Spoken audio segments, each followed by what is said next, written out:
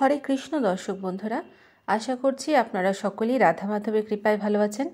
আজ আমরা শ্রীমদ্ ভগবদ গীতার দ্বিতীয় অধ্যায় সাংখ্যযোগের 63 এবং 64 নম্বর শ্লোকটি পাঠ করব। এর সাথে সাথে অনুবাদ এবং তাৎপর্য বিশ্লেষণ করব। আসুন তবে শুরু করা যাক।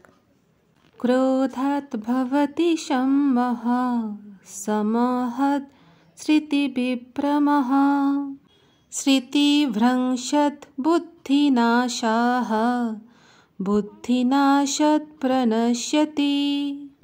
অনুবাদ: ক্রোধ থেকে সম্মোহের উদয় হয়, সম্মোহ থেকে স্মৃতিবিভ্রম হয়, স্মৃতিবিভ্রম থেকে বুদ্ধিনাশ হয় এবং বুদ্ধিনাশ হওয়ার ফলে সর্বনাশ হয়। অর্থাৎ মানুষ পুনরায় জড়জগতের অন্ধকূপে অধঃপতিত হয়। তাৎপর্য: শ্রীল রূপ গোস্বামী আমাদের এই নির্দেশ দিয়েছেন, ভগবত ভক্তির বিকাশ হলে বোঝা যায় যে সব কিছুই ভগবানের সেবায় নিয়োজিত করা যায়।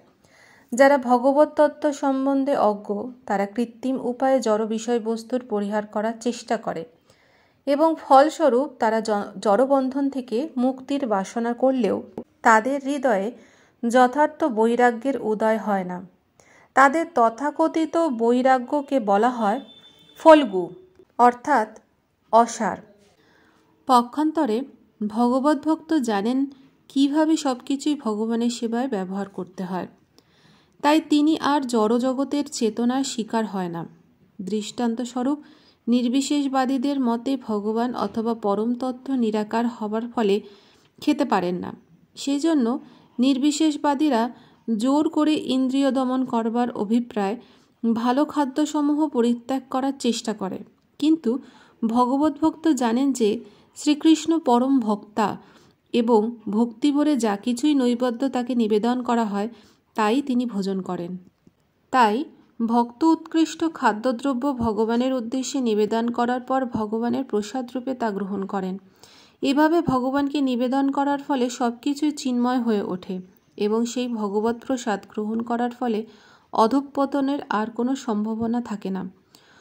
ভগবত ভক্ত কৃষ্ণ ভাবনায় ভাবিত হয়ে প্রসাদ গ্রহণ করেন, কিন্তু অভক্ততা জড়জ্ঞানে পরিত্যাগ করে। তাই নির্বিশেষবাদীরা এই ধরনের কৃত্রিম বৈরাগ্যের ফলে জীবনকে উপভোগ করতে পারে না।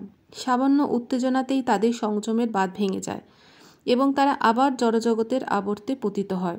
তাই এই সমস্ত জীবাত্মারা জড়বন্ধন থেকে মুক্ত হওয়ার পরেও ভগবত ভক্তির অবলম্বন না থাকার ফলে আবার পতিত হয়।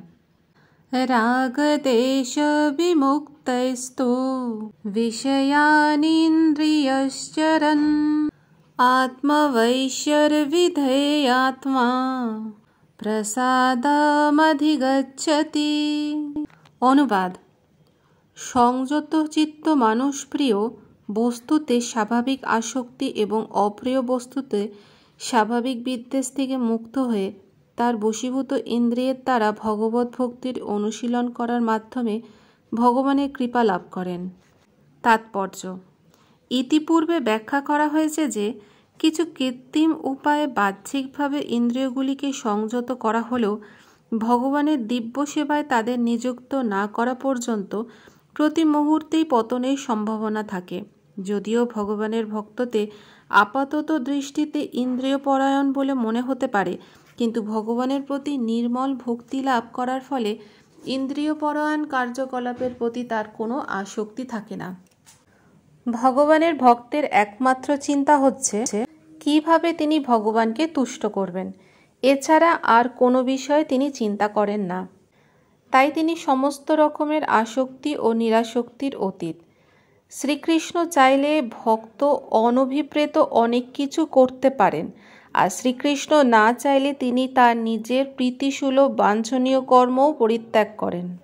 তাই কৃষ্ণ ভক্ত কেবল ভগবানের নির্দেশ অনুসারে তার কর্তব্য কর্ম সম্পাদন করেন বলে তার নিজের কার্যকলাপ নিয়ন্ত্রণ করতে পারেন।